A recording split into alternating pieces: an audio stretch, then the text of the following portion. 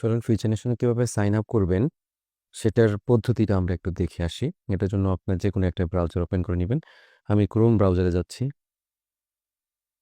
Chrome ব্রাউজারে click করার পর বা আপনি যে ব্রাউজারে আছেন সেই ব্রাউজারে যাওয়ার পর আপনি সার্চ করবেন future nation, FUTURENATION, future nation. Future nation click করার পর জাস্ট সার্চ করবেন।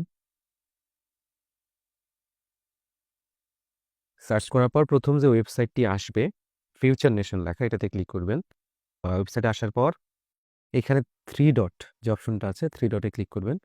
থ্রি ডটে ক্লিক করার পর সাইন আপ যে অপশনটা আছে, সাইন আপ অপশনে আপনারা ক্লিক করবেন। সাইন আপ অপশনে ক্লিক করার পর আপনারা এখানে একটা ইমেইল দিবেন যার যার মতো করে। এখানে ইমেইল দেওয়ার পর এখানে একটা 8 ডিজিটের পাসওয়ার্ড দিবেন। পাসওয়ার্ডের ক্ষেত্রে একটা বড় হাতের অক্ষর, যেমন KARIM, করিম। স্পেশাল একটা ক্যারেক্টার দিবেন, যেমন এখানে @ আছে, হ্যাশ আছে। আমি @ ব্যবহার করলাম, আপনারা হ্যাশও ব্যবহার করতে পারেন। তারপরে সংখ্যা দিবেন। দেখেন এখানে আমাদের টোটাল 6টা হয়ে গেছে, আমি 2টা সংখ্যা দিলাম। এবং একইভাবে এইখানে যে পাসওয়ার্ডটি দিয়েছেন ঠিক সেরকম পাসওয়ার্ডটা দিয়ে দেন। KARIM @12 get started. পাসওয়ার্ড দেওয়ার পর আপনি গেট স্টার্টেডে ক্লিক করবেন। গেট স্টার্টেডে ক্লিক করার পর আপনার ভেরিফিকেশনের জন্য যে মেইলটা যাবে সেই মেইলে গিয়ে ভেরিফাই করে ফেলতে হবে। আপনি এখানে যাবেন, আপনার ইমেইলে যাওয়ার পর এখানে দেখবেন নো রিপ্লাই থেকে একটি মেইল এসেছে। নো রিপ্লাই থেকে মেইল আসার পর এই মেইলটাতে আপনি ক্লিক করে দিবেন। ক্লিক হিয়ার টু ভেরিফাই এটাতে ক্লিক করবেন। এটাতে ক্লিক করার পর আপনার ইমেইলটা ভেরিফাই হয়ে যাবে। আপনি আবার ক্রোমে চলে আসেন। ক্রোমে আসার পর এখানে ফিউচার নেশন সার্চ করেন। ফিউচার নেশন সার্চ করে ফিউচার নেশনের ওয়েবসাইটে যান। ওয়েবসাইটে যাওয়ার পর থ্রি ডটে প্রথমবার করেছিলেন সাইন আপ, এবার করবেন সাইন ইন। সাইন ইন করার সময় আপনারা একটু আগে যে ইমেলটা দিয়েছেন সেই ইমেলটা দিবেন। করিম, আমি যেটা দিয়েছিলাম করিম মিয়া ফিউচার নেশন@gmail.com। অবশ্যই আপনার ওই পাসওয়ার্ডটা দেওয়ার চেষ্টা দিবেন আবার নতুন করে, যে পাসওয়ার্ডটা দিয়ে আপনি অ্যাকাউন্টে একটু আগে খুলেছেন। আমি যেটা দিয়েছিলাম পাসওয়ার্ড সেটা আমি টাইপ করছি, করিম@12। হ্যাঁ, সাইন আপ করা শেষ। এখন সাইন আপ করার পর যে কাজটা আপনাকে করতে হবে, নাম্বার ভেরিফাই করে ফেলতে হবে। এখানে 3টা অপশন আছে, 3টা জিনিস আপনাকে করতে হবে। প্রথমে ভেরিফাই, এই নাম্বার ভেরিফাই আপনি ক্লিক করবেন। এখানে একটা ফোন নাম্বার দিবেন, সাবমিট। এখন আপনার অ্যাকাউন্টে খোলা শেষ। এখন আপনার ফোনের নাম্বার ভেরিফিকেশন যেটা, এখন আপনার ফোন নাম্বার ভেরিফিকেশন শেষ। এখন ফোন নাম্বার ভেরিফিকেশন শেষে আপনি আবার অ্যাকাউন্ট ড্যাশবোর্ডে ক্লিক করবেন। অ্যাকাউন্ট ড্যাশবোর্ডে ক্লিক করার পর ফিল আউট মাই প্রোফাইল এই অপশনটা আসবে। ফিল আউট মাই প্রোফাইল আপনি স্টার্টে ক্লিক করবেন। স্টার্টে ক্লিক করার পর এখানে যে নাম বা যে অপশনগুলো আছে সেগুলো পূরণ করবেন। এখানে 6টি স্টেপে আপনাকে প্রোফাইল ক্রিয়েট করতে হবে।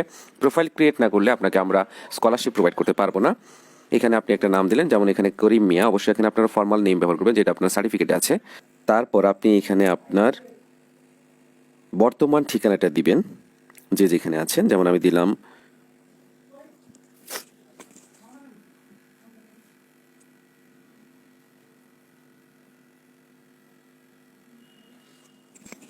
তারপর ডেট অফ বার্থ ব্যবহার করবেন। আমি একটা প্রত্যেকই ডেট অফ বার্থ আমি দেওয়ার চেষ্টা করছি। এখানে সালে ক্লিক করলে আপনি সাল এখান থেকে সিলেক্ট করে দেবেন, 2001 জানুয়ারি। ওকে, মেইল, ডিস্ট্রিক্ট,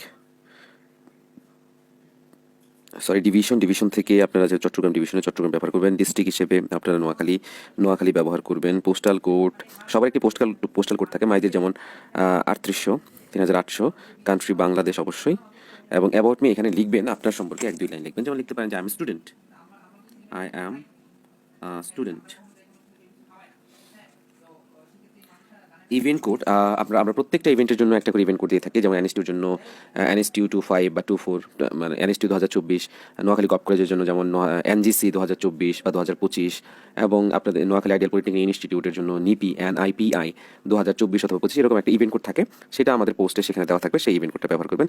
আমি আপাতত এখানে NS2 দেখলাম, NSTU 2025, আপনারা দেখে নেবেন আর কি কোনটা আছে। নেক্সট,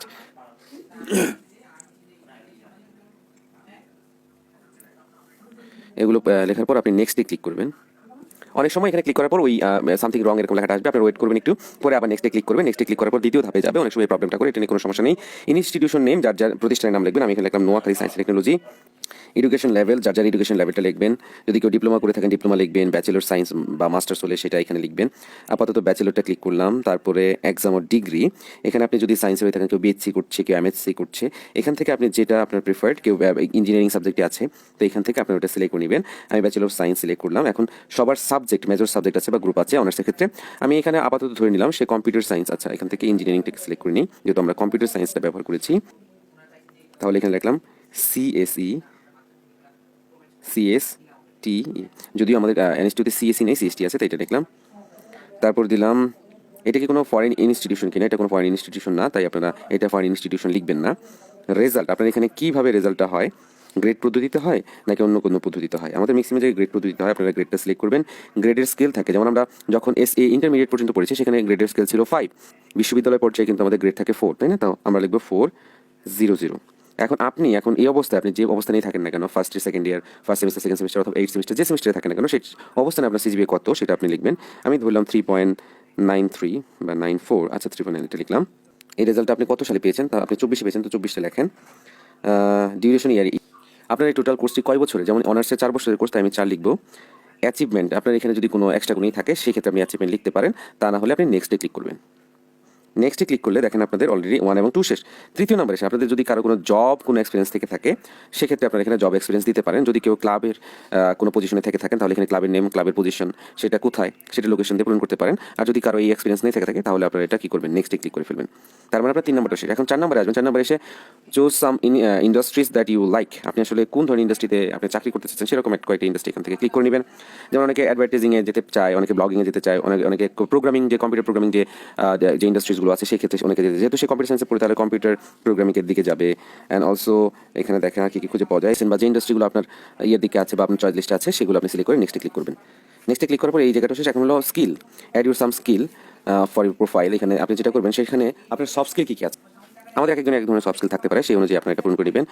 কমিউনিকেশন স্কিল থাকলে কমিউনিকেশন স্কিল, সে যেহেতু কম্পিউটার সায়েন্সের স্টুডেন্ট সেহেতু কম্পিউটার সফটওয়্যার স্কিল থাকবে, এবং পরবর্তী ডাটা অ্যানালাইসিস তার অবশ্যই স্কিল থাকবে। আপনার যার যার ইচ্ছা মতো আপনি 1টা 2টা 3টা 4টা 5টা যার যতগুলো স্কিল আছে সেগুলো এখানে অ্যাড করতে থাকবেন। টেকনিক্যাল স্কিলের ক্ষেত্রে এখানে আছে অবশ্যই, দেখেন অ্যাডাপ্টিবিলিটি, কোথায় অ্যাডাপ্টিবিলিটি, যদি কোথাও আপনি অ্যাডাপ্টিভ হন সেগুলো লিখবেন। আপনি এখান থেকে আপনাকে ডিফাইন করে সেরকম কয়েকটা স্কিল এখান থেকে সিলেক্ট করে নেবেন। আমি এখান থেকে কয়েকটা সিলেক্ট করে নিলাম, নেক্সটে ক্লিক করবেন। তারপর নেক্সটে ক্লিক করে আপনার 5 নাম্বারটা শেষ।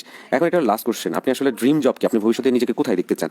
যেহেতু সে প্রোগ্রামে, আমি এখানে কম্পিউটার সায়েন্স দেখেছি, তার মানে সে কম্পিউটার প্রোগ্রামিং হতে চাবে, এরকম সে কম্পিউটার প্রোগ্রামিং এটা সিলেক্ট করে ফিনিশ করে দেবেন। তার মানে তার প্রোফাইল আপডেট করা শেষ।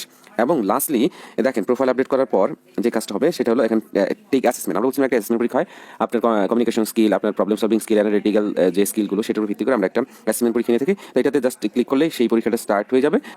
এই যে টেক দ্য কুইজ, এটাতে ক্লিক করলেই আপনার অ্যাসেসমেন্ট পরীক্ষাটা শুরু হয়ে যাবে। আমি এখন টেস্টটা দিচ্ছি না, আপনার পুরো আইডিটা শুরু হয়ে যাবে। এখন হোমে চলে আসলাম, এই দেখেন এই দুইটা, তো আপনি টেস্টটা দিয়ে দিবেন, তাহলে আপনার আইডি শেষ। এই কয়েকটা কাজ করলেই আপনার ফিউচার নেশনের আইডি খোলা হয়ে যাবে। আর ফিউচার নেশন আইডি খোলা হলেই পরবর্তীতে আপনাকে আসলে স্কলারশিপটা আমরা প্রোভাইড করতে পারবো। ধন্যবাদ সবাইকে এতক্ষণ শোনার জন্য।